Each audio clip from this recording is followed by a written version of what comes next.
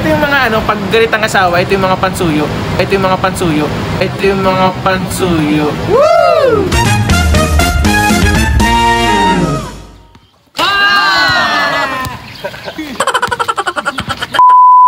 Isang araw, pupunta nga pala ako sa court para maglaro ng basketball. Eksakto naman, nandito yung mga tropa natin. Kaya naman, so paano guys? Tara!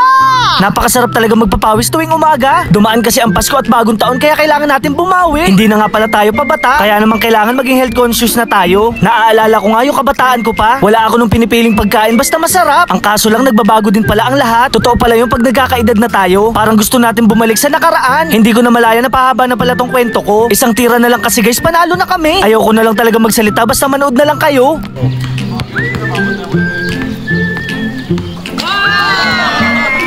O diba guys, ang galing ko, parang walang kapansanan. Char! Maraming salamat nga pala sa mga batang nakalaro ko. Hayaan nyo guys, sa susunod magpapatalo na kami. Kahit ice tubig lang guys ang pustahan, masaya na kami dun. Maraming salamat nga pala sa mga batang to. Kailangan ko na rin magpalit ng damit. Mahirap na kasi ang magkasakit. Nakauwi na nga pala ako ng bahay. Tapos na rin pala ako maligo at magbihis. Kaya lang parang may kulang. Hindi kasi maganda amoy ng damit ko. Ubus na kasi yung ginagamit kong pabango. Naalala ko, nagbebenta nga pala ng pabango si Katagumpay. May pupuntahan din pala tayong sikat na kainan. Dahil mainit na guys, si Angel nga pala yung gagamitin ko. So paano guys? Tara!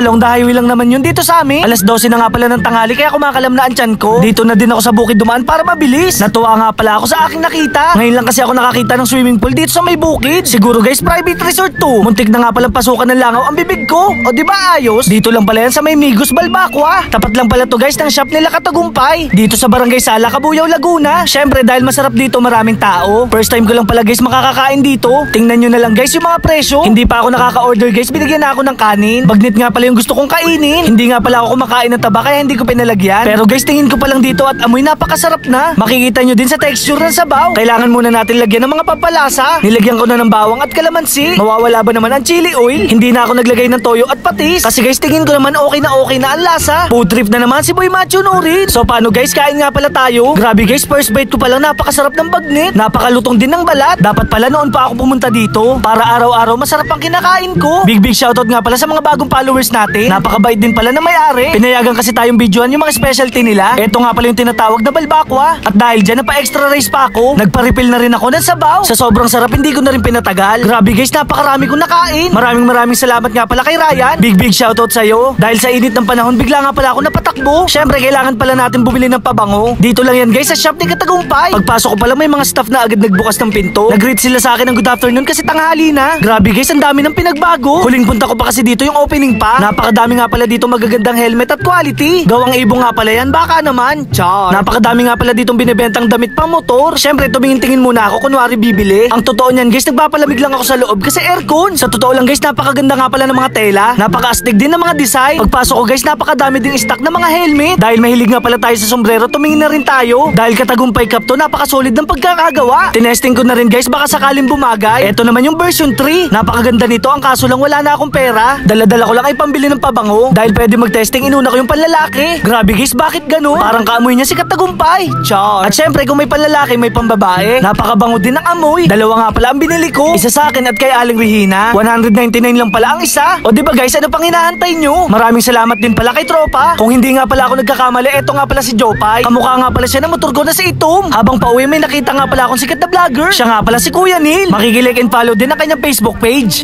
Ay, Katagumpay set to. Naamoy ko. Labas mo nga to, labas mo to. Naamoy ko na agad eh. Mabang. Oo. Basta. Hey! Ay, ito, kikiligin ng asawa. Ano? Si Aling Regina. Ano? Kikiligin lalo. Hindi nga. Sinasabi ko sa'yo. Ito yung mga ano, pag galit ang asawa, ito yung mga pansuyo. Pag naamoy ka naman ito, babait sa'yo.